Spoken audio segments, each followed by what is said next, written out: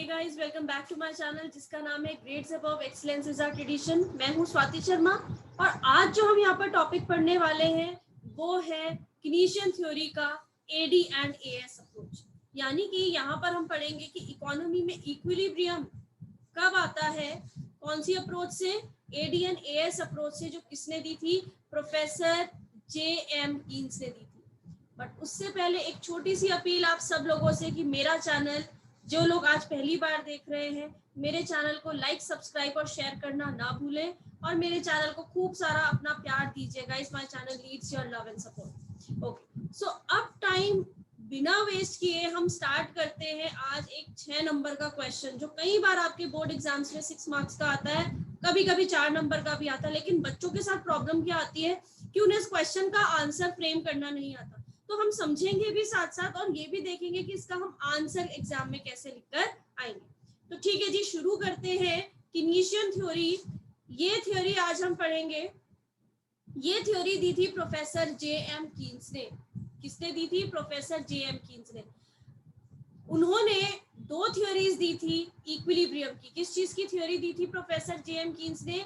He has given the theory of equilibrium of income output and employment.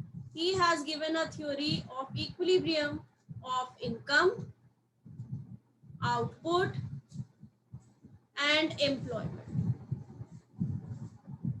ठीक है, तो अभी हम यहाँ पर एक चीज सबसे पहले फटाफट से समझ लेते हैं कि ये जो इक्विलिब्रियम वर्ड है इसका मतलब क्या होता है। अगर हम इक्विलिब्रियम वर्ड यूज करते हैं, आप लोगों ने माइक्रो इकोनॉमिक्स में भी इक्विलिब्रियम वर्ड पढ़ा होगा।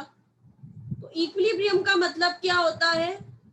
एक आराम की सिचुएशन, बिल्कुल कोई टेंशन की बात नहीं है, बिल्कुल मजेदार जिंदगी चल रही है, ऐसी कोई सिचुएशन को हम इक्विलिब्रियम बोलते हैं। यानी इकोनॉमी में जितनी डिमांड हो रही है, इकोनॉमी में जितनी डिमांड हो रही है, अगर सप्लाई भी उसके बराबर हो जाए, हमने कहा कि जितना खर्चा है या जितना लोग डिमांड कर रहे हैं चीजों को, whatever they are demanding in a country, उन सब लोगों को वो सारी चीजें मिल रही हैं। चाहे वो इनकम की बात है, वो इनकम डिमांड कर रहे हैं जितनी, अगर वो 20 की इनकम डिमांड कर रहे हैं, उन्हें 20 की इनकम सप्लाई हो जा रही है। बढ़िया हो गया ना। वो 20 का आउटपुट डिमांड कर रहे हो कि हमें 20 गुड्स चाहिए, उन्हें वो सप्लाई हो गए। 20 लोग एम्प्लॉयमेंट मांग रहे हैं तो 20 लोगों को एम्प्लॉयमेंट भी मिल रही है।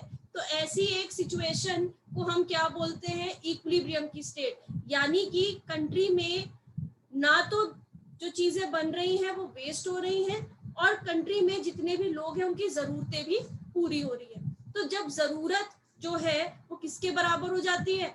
वो प्रोडक्टिविटी के बराबर हो जाती है। तो उसको हम क्या बोलते हैं? We call it as a state of equilibrium. यानी ना कंट्री में कुछ वेस्ट हो रहा है और ना कंट्री में किसी की जरूरत जो है वो अधूरी रह जा रही है। यानी जरूरतें भी सबकी पूरी हो रही है और वेस्टेज भी कंट्री में बिल्कुल नहीं हो रहा। तो ऐसी स्टेट को हम क्या बोलते हैं बच्चों? We call it as a state of equilibrium. So professor J M. Keynes ने कौन सी थ्योरी दी थी? किसके ऊपर? Equilibrium of income output and employment, जिसमें उन्होंने 2 अप्रोचेस से इसको समझाया हुआ है। कौन कौन सी अप्रोच है?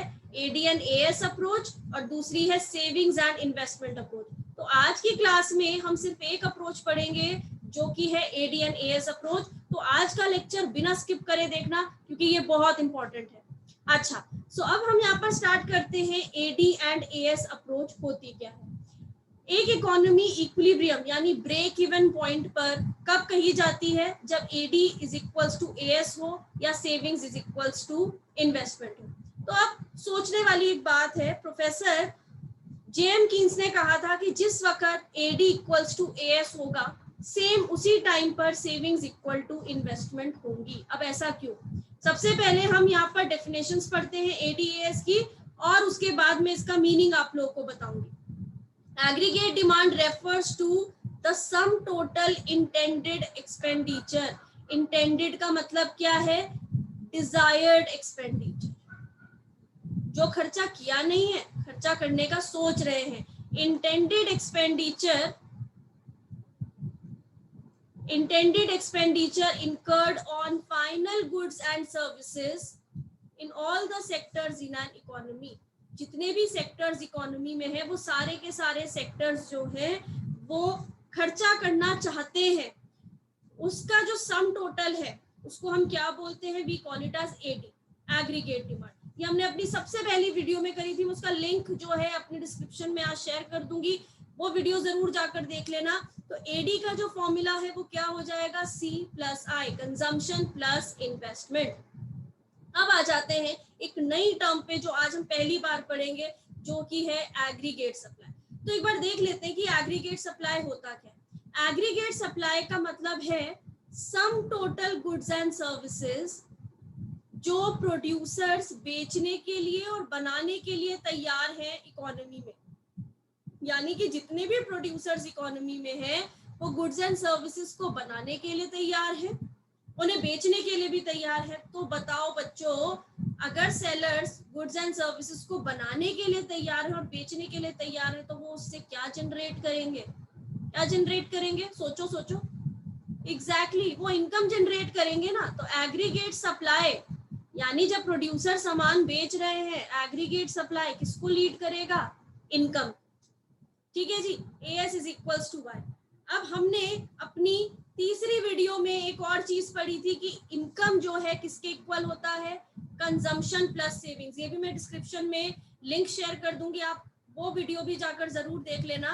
तो AS is equals to Y होता है और Y is equals to C plus S होता है। तो क्या मैं ऐसा लिख सकती हूँ कि AS is equal to C plus S, लिख सकते हैं ना। तो एग्रीगेट सप्लाई किसके इक्वल हो गया, C प्लस S के इक्वल हो गया। तो यहाँ पर एक बार इसको हम बोल्ड में कर दिया, AS is equals to C plus S। अब आ जाते हैं इक्विलिब्रियम। हमने कहा when there is equilibrium in an economy, when there is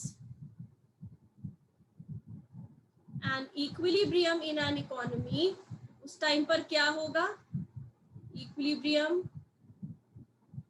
in an economy, उस टाइम पर AD हो जाएगा AS के इक्वल।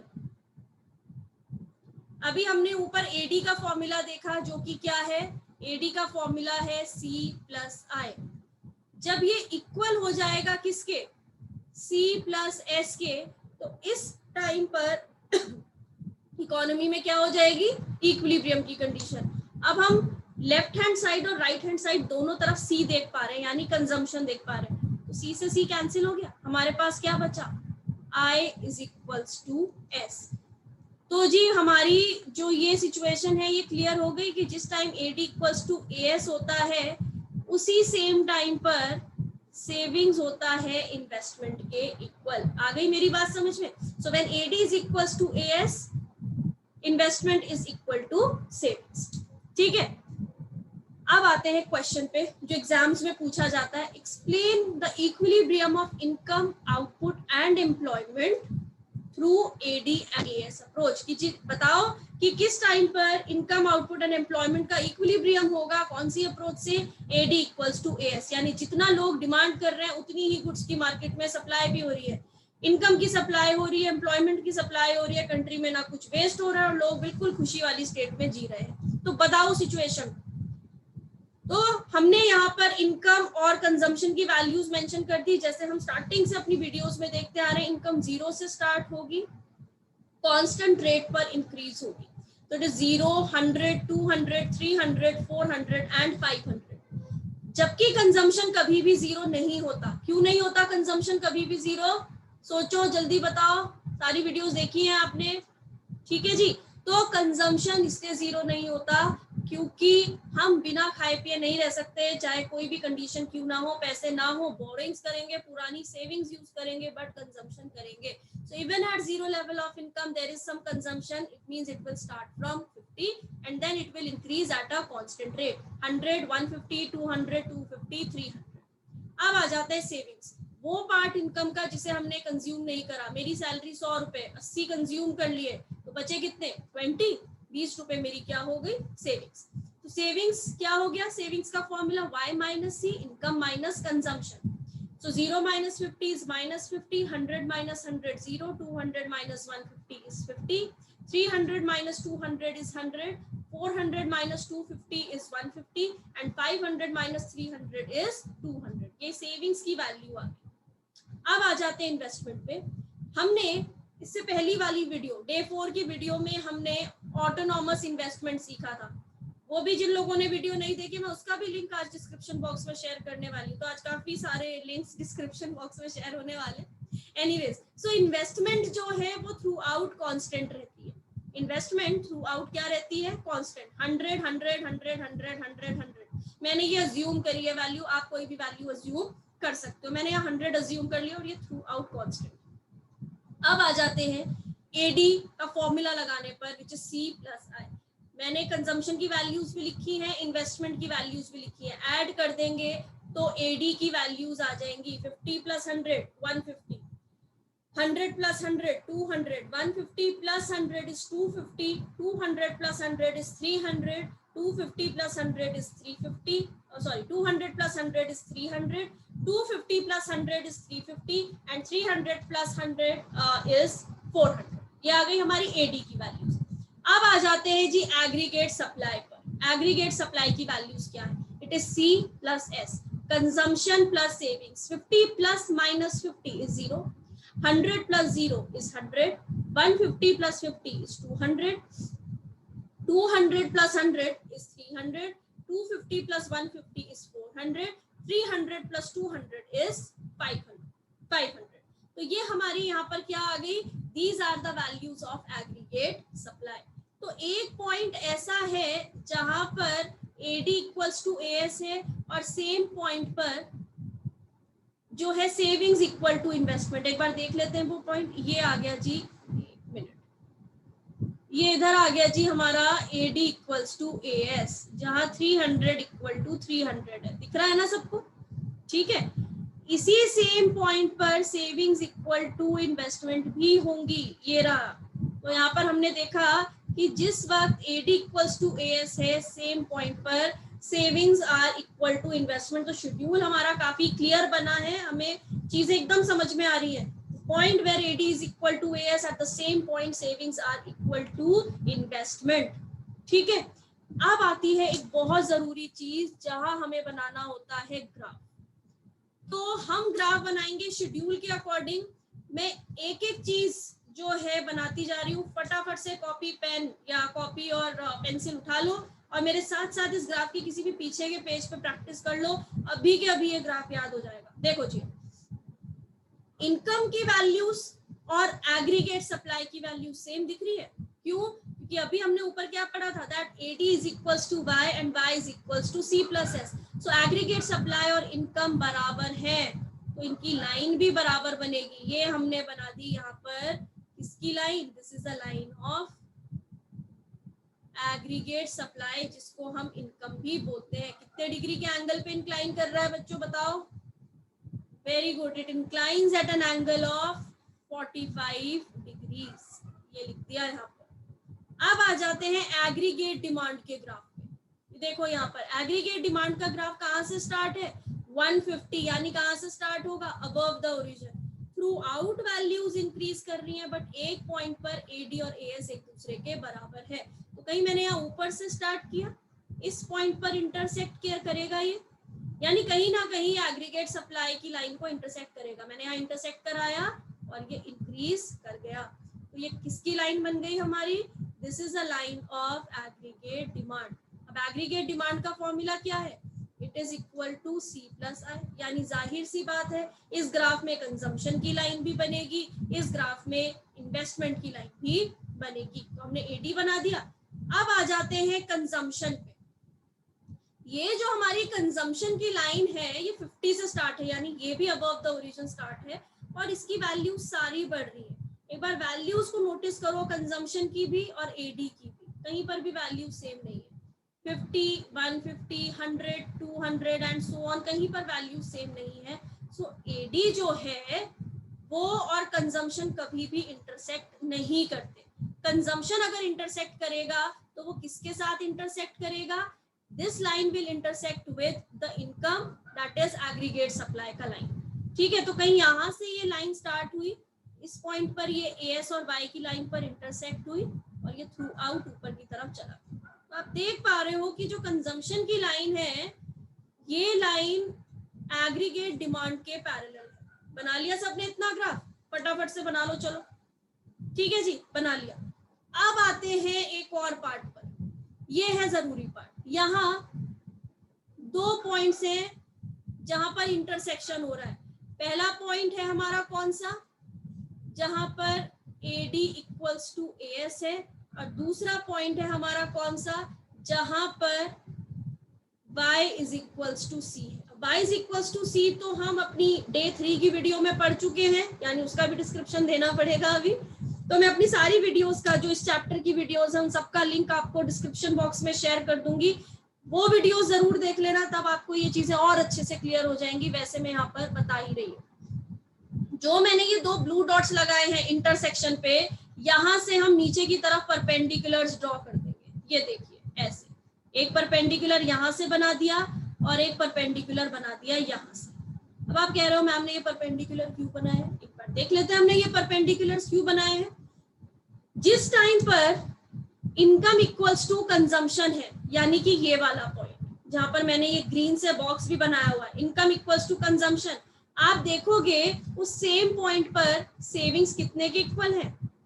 0। 0 का मतलब क्या है कि ग्राफ एक्स एक्सिस को टच करे।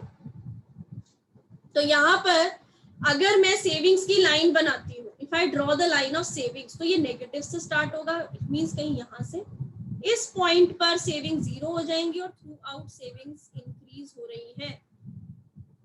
तो पहले परपेंडिकुलर पर सेविंग्स जो है वो हमारी कितने के इक्वल हो गई? यहाँ पर सेविंग्स आर इक्वल टू 0। कहाँ पर हमने इसको 0 करा? जब इनकम इक्वल्स टू कंजम्पशन था। बना लिया इतना पार्ट? साथ साथ बनाओगे तो साथ साथ याद होता जाएगा बच्चों। ठीक है, तो मेक श्योर कि आप साथ साथ इस लाइन को बना रहे हो। ये हमारी सेविंग्स की लाइन आ गई। अब आ जाते हैं जी इन्वेस्टमेंट पर, जहां पर AD इक्वल्स टू AS है। जिस पॉइंट पर AD इक्वल्स टू AS है, ये रहा 300 इक्वल्स टू 300, वहां पर सेविंग्स इक्वल टू इन्वेस्टमेंट है। दिख रहा है ना आपको? उस पॉइंट पर सेविंग्स इक्वल टू इन्वेस्टमेंट है, यानी जहां AD AS इंटरसेक्ट किया, सेम पॉइंट पर सेविंग और इन्वेस्टमेंट भी इंटरसेक्ट करेंगे। एक बार हम यहाँ पर लाइन बना देते हैं अपनी इन्वेस्टमेंट की। हमने कहा कि इन्वेस्टमेंट क्या है थ्रू आउट, इन्वेस्टमेंट कांस्टेंट है, तो ये बनेगी जी पैरेलल स्ट्रेट लाइन। ये टेढ़ी लाइन बन गई। एक मिनट, सीधी लाइन बना लेते हैं। It will form a horizontal straight line parallel to x axis, और इस पॉइंट पर, ये वाले पॉइंट पर सेविंग्स जो है इन्वेस्टमेंट को इंटरसेक्ट करते हुए जा रही है। तो यहाँ पर हमने लाइन बना दी किसकी? अपनी इन्वेस्टमेंट। ठीक है, यहाँ तक हमने अपना ग्राफ फॉर्म कर दिया। अभी ये ग्राफ कंप्लीट नहीं है। यहाँ पर ज्यादातर बच्चे सोचते हैं कि ग्राफ पूरा हो गया, छोड़ देते हैं, मार्क्स घट जाते हैं। तो ऐसा नहीं करना है बेटा। इस पॉइंट पर हमने सबसे पहले तो लिख दिया S is equals to I। ये वाला पॉइंट हमारा क्या हो गया? S is equals to I। इसके अलावा एक चीज जो आप लोगों को बनानी है, आप लोग देखिए, ये वाला गैप और ये वाला गैप सेम है। ये क्या चीजें हैं? ऊपर वाला ये गैप बता रहा है autonomous consumption, that even at 0 level of income there is some consumption, जिसकी वजह से क्या हुआ? डिस सेविंग्स अराइज हो गई। डिस सेविंग्स का मतलब कि मैंने अपनी पुरानी सेविंग्स, मेरे पास सपोज इस महीने सैलरी नहीं आई, तो मैंने अपनी पुरानी सेविंग्स इस्तेमाल कर ली। जब मैंने अपनी पुरानी सेविंग्स को इस्तेमाल किया तो वो किस चीज को लीड करा? वो मेरी सेविंग्स को कम कर देगा, यानी डिस सेविंग्स अराइज हो जाएगी। सो ये जो वर्टिकल डिस्टेंस दिख रहा है आपको ब्राउन और रेड लाइन का इधर, वही चीज जो है नीचे वाले ग्राफ में ओरिजिन से नीचे तक किसको लीड कर रही है? डिस सेविंग्स को लीड कर रही है। तो ऊपर का वर्टिकल डिस्टेंस और ये नीचे का वर्टिकल डिस्टेंस दोनों क्या है? ये दोनों डिस्टेंस बराबर है। आ गया ग्राफ समझ में? फटाफट से इसका स्क्रीनशॉट लीजिए फटाफट। Yes, take the screenshot of this part and then I will continue further. इस ग्राफ की 2 से 3 बार प्रैक्टिस कर ली ना, बस हो जाएगा ये ग्राफ यार। इस ग्राफ के बच्चों आप लोगों को मिलते हैं 2 मार्क्स।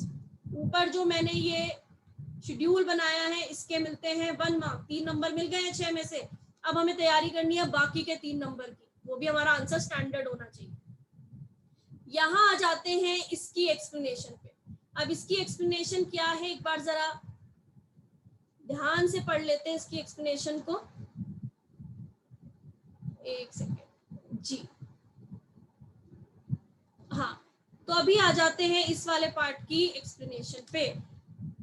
यहां पर हमें देखनी है explanation of ADAS approach. Explanation में 3 चीजें हमें यहाँ पर लिखनी पड़ेंगी। कौन कौन सी 3 चीजें हमें यहाँ लिखनी है? When AD is equals to AS, when AD is greater than AS and when AD is less than AS, इन तीनों सिचुएशंस में क्या होगा? तो जिस टाइम पर AD is equal to AS, तो उस टाइम पर जो इकोनॉमी है वो किस पर है? At that time an economy is stated at equilibrium, यानी कि जो AD है इनकम, आउटपुट और एम्प्लॉयमेंट का, वो बराबर है एग्रीगेट सप्लाई के। यानी जितना लोग इनकम, आउटपुट और एम्प्लॉयमेंट को डिमांड कर रहे हैं उतनी ही इकोनॉमी में उसकी क्या हो रही है? सप्लाई भी हो रही है। कंट्री में लोग खुश हैं, they are at a state of equilibrium, rest की कंडीशन पे है। अब आते हैं दूसरे केस पर, when AD is greater than AS, अगर एग्रीगेट डिमांड एग्रीगेट सप्लाई से ज्यादा है।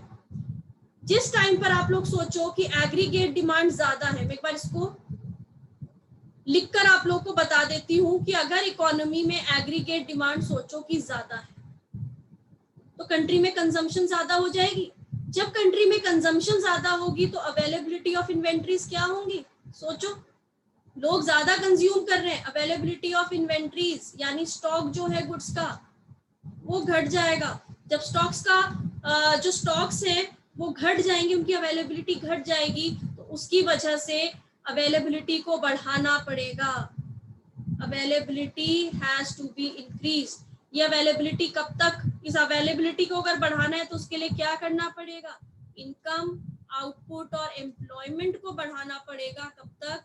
जब तक कि AD इक्वल्स टू AS नहीं हो जाता। यानी अगर मैं एक एग्जांपल के थ्रू आप लोगों को समझाऊं, कंट्री में डिमांड तो है 300 चेयर्स की सपोज, लेकिन ये डिमांड है, लेकिन सप्लाई जो हो रही है चेयर्स की वो हो रही है 200। तो आप बताओ, 200 चेयर सप्लाई हो रही है, डिमांड 300 की है, तो चेयर्स की अवेलेबिलिटी कम हो गई ना, तो 100 चेयर्स और बनानी पड़ेंगी। 100 का मतलब क्या है? यानी जब तक 300 इक्वल्स टू 300 नहीं हो जाता, और ये 100 चेयर्स और बनाने के लिए ज्यादा पैसे की भी जरूरत होगी, 100 चेयर्स एक्स्ट्रा भी बनेंगी और लोगों को नौकरी भी देनी पड़ेगी। तो हम क्या कह रहे हैं कि ये जो है जब तक बनाएंगे एक्स्ट्रा चेयर्स, यानी हम सिर्फ 100 एक्स्ट्रा चेयर्स बनाएंगे जब तक कि इकोनॉमी में इक्विलिब्रियम नहीं हो जाता।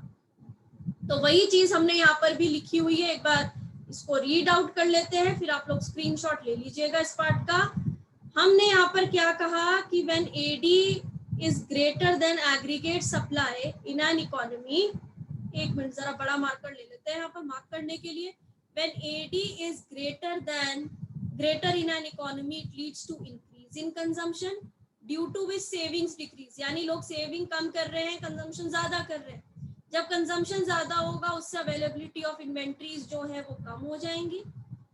अगर अवेलेबिलिटी ऑफ इन्वेंट्रीज कम है तो इन्वेंट्रीज को बढ़ाना पड़ेगा, और उनको बढ़ाने के लिए क्या करना पड़ेगा? इंक्रीज करनी पड़ेगी इनकम, आउटपुट एंड एम्प्लॉयमेंट। कब तक? जब तक AD इक्वल्स टू AS नहीं हो जाता। आ गई मेरी बात समझ में? एग्जैक्टली यही एक्सप्लेनेशन लिख कर आना, मार्क्स मिल जाएंगे बेटा पूरे। इसके बाद लिखना है when AD is less than AS, जिस वक्त एग्रीगेट डिमांड कम है। एक बार इसको भी हम समझ लेते हैं। हम कह रहे हैं इकोनॉमी में एग्रीगेट डिमांड कम है, यानी लोग कंज्यूम कम कर रहे हैं अभी। अब सोचो कंट्री में कंजम्पशन कम हो रहा है तो उसकी वजह से अवेलेबिलिटी ऑफ इन्वेंट्रीज क्या हो जाएंगी? सोचो, जब लोगों ने कंज्यूम ही कम किया तो अवेलेबिलिटी ऑफ इन्वेंट्रीज बढ़ गई ना, क्योंकि लोगों ने तो कंज्यूम ही नहीं किया, अवेलेबिलिटी ऑफ इन्वेंट्रीज बढ़ गई। अब जो चीज आपने बना दी उसको तोड़ोगे थोड़ी ना कि चलो भाई उठाकर फेंक दो, अब हमारे काम की नहीं रही ये चीज। करा था इंडिया ने ऐसा, रेमडेसिविर को क्या कर दिया था उन्होंने? डिस्ट्रॉय कर दिया था दिसंबर जनवरी में, जरूरत नहीं पड़ रही। क्या हो रहा है अभी हाल देख पा रहे हैं। तो जो आपने बना दिया उसको डिस्ट्रॉय करने की जरूरत नहीं, उसको संभाल के रख दो। अवेलेबिलिटी ऑफ इन्वेंट्रीज अगर ज्यादा है तो ये किसको लीड कर रहा है? ले ऑफ प्रोडक्शन। व्हाट इज ले ऑफ प्रोडक्शन? जरूरत से ज्यादा प्रोडक्शन हो गया है और इस प्रोडक्शन को कंट्रोल करना है। क्या करना है? कंट्रोल करना है। कैसे कंट्रोल करोगे? रिड्यूस करके इनकम, आउटपुट एंड एम्प्लॉयमेंट को। कब तक रिड्यूस करोगे इनको? जब तक AD इक्वल्स टू AS नहीं हो जाता। ठीक है जी, एक बार रीड आउट कर लेते हैं इस पूरी एक्सप्लेनेशन को।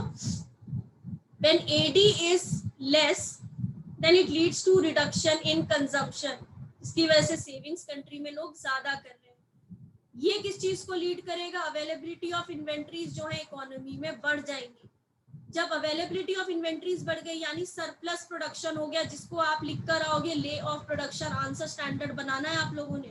It leads to lay off production, जिसको कंट्रोल करना पड़ेगा। कैसे कंट्रोल करोगे? By reducing income, output and employment. कब तक कंट्रोल करेंगे?